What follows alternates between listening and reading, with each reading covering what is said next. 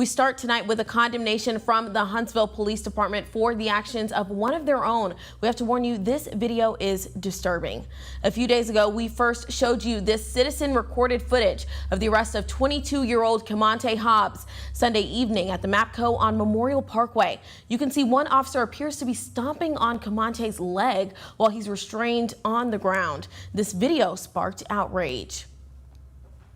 And this afternoon, the police department's Internal Affairs Division released a statement saying one of the officers did not adhere to the training. They say this action does not reflect the standards of our department. The case has been referred to the chief of police for disciplinary review. This process will address his individual behavior and further reinforce the department-wide standards for law enforcement conduct. Well, we spoke with Camonte Hobbs' attorney today about the release of this statement. Here's what he had to say.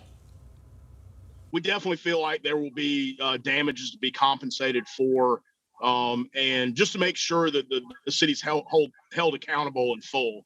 And that includes changing policies and ensuring that officers are held accountable. That force was excessive for what's going on with him. So we just got to deal with folks that have mental illness differently and more appropriately.